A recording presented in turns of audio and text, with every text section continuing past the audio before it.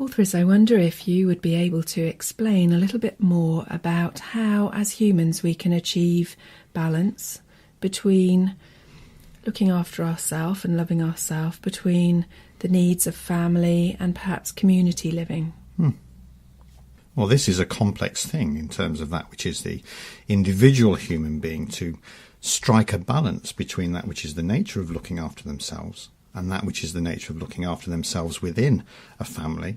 And then, of course, the nature of looking after themselves within that which is the community. And, of course, when you look at each individual, or each individual looks at themselves, then they are part of many communities, and they are part of what we would say is a small nuclear family, as you might describe it, but also as an extended family as well. So what is important is the striking of the balance. And the balance itself is, we would say, looking in on oneself in order to understand the nature of where you are in terms of relationship to who is in the family. But of course the primary relationship, as we are always saying, is with the self. So at the beginning of this process, in terms of finding balance, the self-love that is within needs to be connected with. And self-love comes from inquiring into the nature of what we would say are the experiences that you have had as a child, the experiences that you have had growing up, depending on the nature of that which is your age, and how they relate to how you are in the world, and how you can then see the world itself reflecting back to you that which is the nature of your true being.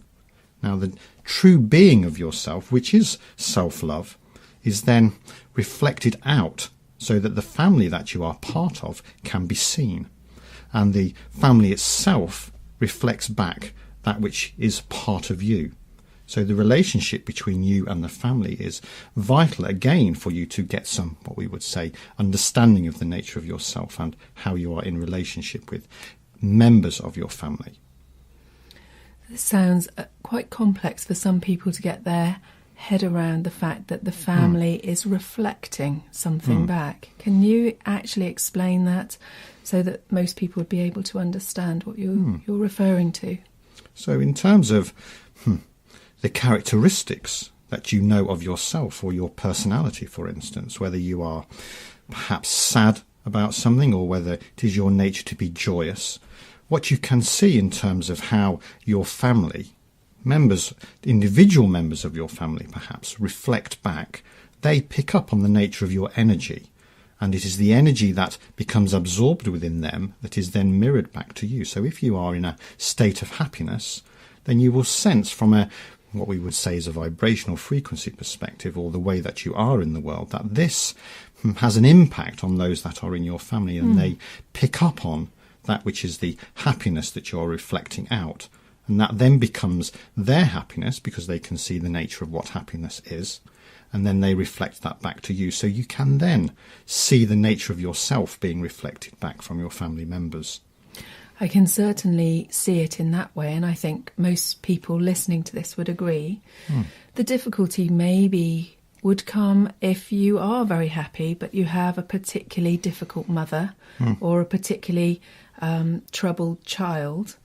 How would that refer to these situations? When you are finding yourself in that state and you are sensing that that is the nature of the relationship that is being reflected back, what is important is that you take a look inwards to understand the nature of that which is the difficulty that you are having with being in self-love with that which is yourself. Because, as we are saying, what is outside in the environment is the reflection of what is occurring within the environment within you.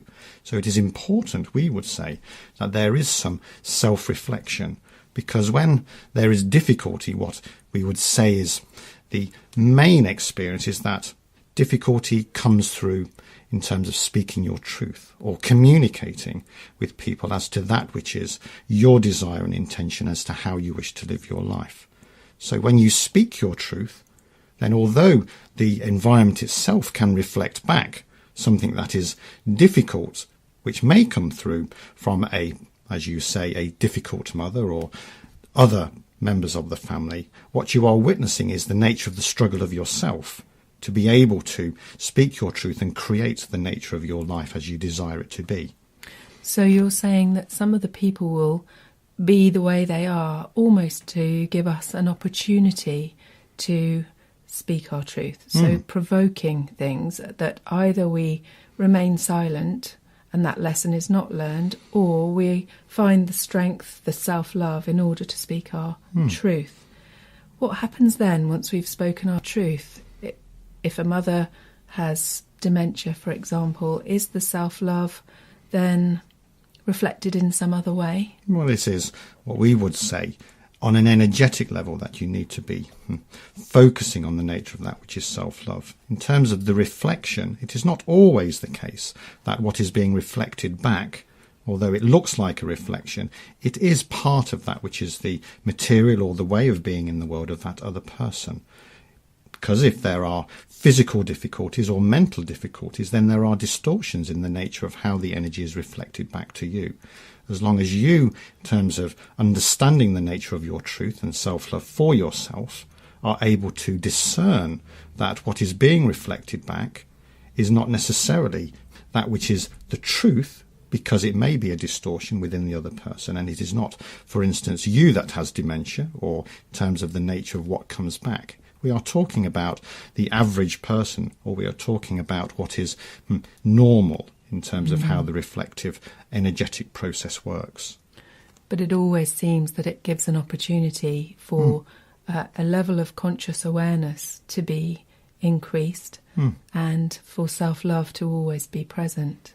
Well, self-love is always present, as you know, and it is through conscious awareness that is what comes up and informs on your ability to understand the nature of yourself. And when self-love is recognised as being there all the time, then through that, truth will emerge. And it is your truth in terms of how you desire to create your life, how you desire to create your relationships with those other members of your family.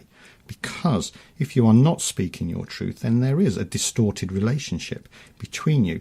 The other person does not know what you are saying, and you do not know what you are hearing from them. That is the importance of truth in communication.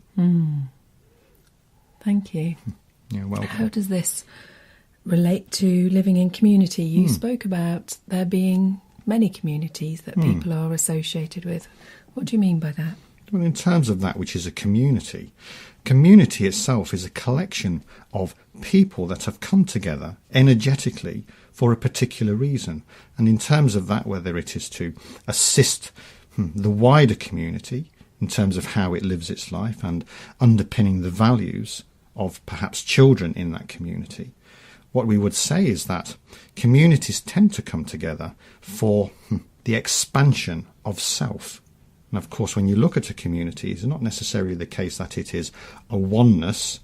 There are individuals within that which make up the community when you are talking about individuality within community. But community itself, over time, begins to blend the energies of each of the individuals that are in the community.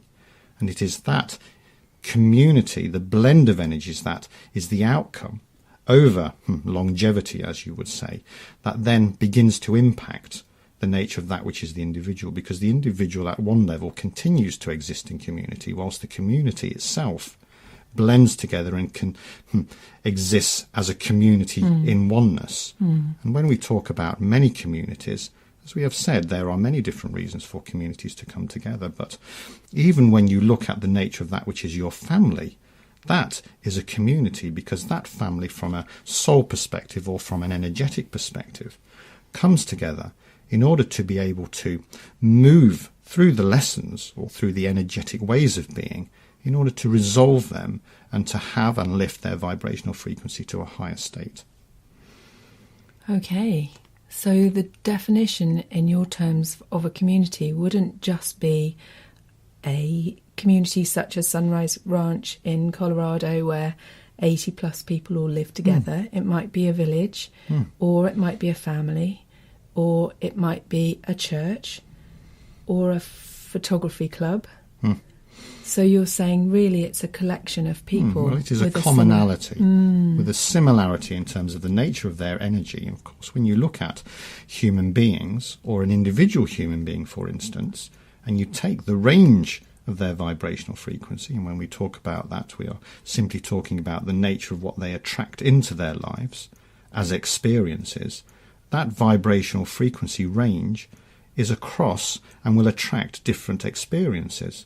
And when what you are then involved with that, each experience or vibrational frequency, a community can begin to emerge because they are attracted in terms of that which is the nature of the same vibrational frequency. So when you use the example of a photography club or a music club, or what you might say are